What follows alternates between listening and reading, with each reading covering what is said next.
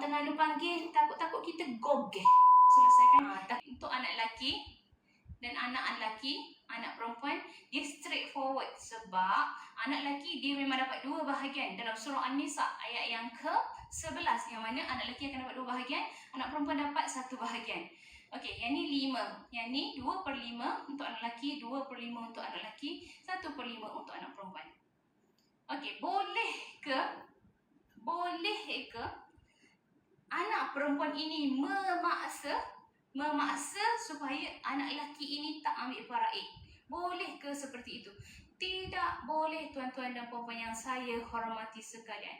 Tak boleh. Kita tak boleh nak kata, abang kau lepaskanlah hak sebab kau dah kaya, kau dah ada duit, kau dah ada kerjaya, kau dah ada simpanan kau sendiri, jadi kau lepaskan hak, semua hak ini kepada saya.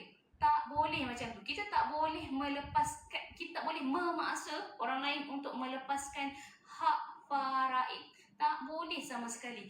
Melainkan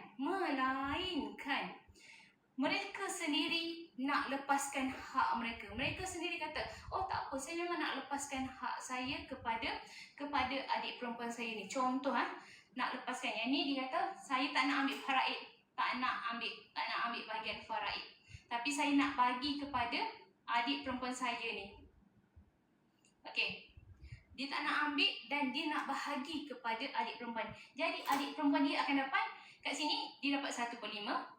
Tambah lagi yang abang dia bagi ni 2/5. Jadi anak perempuan ini dapat 3/5. Untuk anak lelaki yang kedua ni tetap dapat 2/5. Yang ni kosong sebab dia memang tak nak ambil bahagian faraid. Boleh ke begitu? Boleh, tuan-tuan dan puan-puan. Kita boleh melepaskan hak kita setelah kita tahu bahagian faraid. Kenapa selalu tahu bahagian faraid? Kenapa selalu Syazwani sebut kena tahu bahagian faraid dulu, kena tahu supaya tahu bahagian faraid, tahu bahagian-bahagian faraid ni. Sebab jika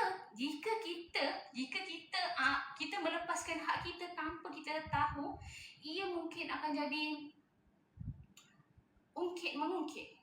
Ia mungkin jadi satu pergaduhan akan datang. Ia mungkin jadi satu perbalahan akan datang. Jadi sebab itulah perlu tahu dulu bahagian faraid.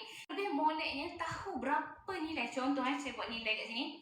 Katakanlah kat sini adalah 500,000. Ni untuk mudah faham je tau tuan-tuan dan puan-puan, supaya ilustrasi yang saya tunjukkan ni dalam bentuk RM ni lebih jelas. Okey? Yang ni sepatutnya dia dapat 200,000. Okey, yang ni sepatutnya dia dapat 200,000. Yang ni sepatutnya dapat 100,000. Tetapi kat sini anak lelaki yang pertama ini nak bahagi kepada anak perempuan ini. Jadi dia akan dapat kosong kat sini. Dia tak ada ambil apa-apa bahagian. Jadi anak perempuan ni dapat 200,000 lagi tambah. Jadi anak perempuan ini dapat 300,000. Untuk adik-beradik lelaki yang ni dapat 200,000. Bila kita tambah 200 tambah dengan 300, jadi kat sini adalah 500,000. Boleh ke begitu? Boleh, tuan-tuan dan puan-puan. Ia dibenarkan sebab anak lelaki ni dah tahu bahagian dia 2/5 dan harta yang patut dia dapat 200,000. Lepaskan kepada adik-beradik perempuan dia ni sebab dia tahu adik-beradik perempuan dia ni susah.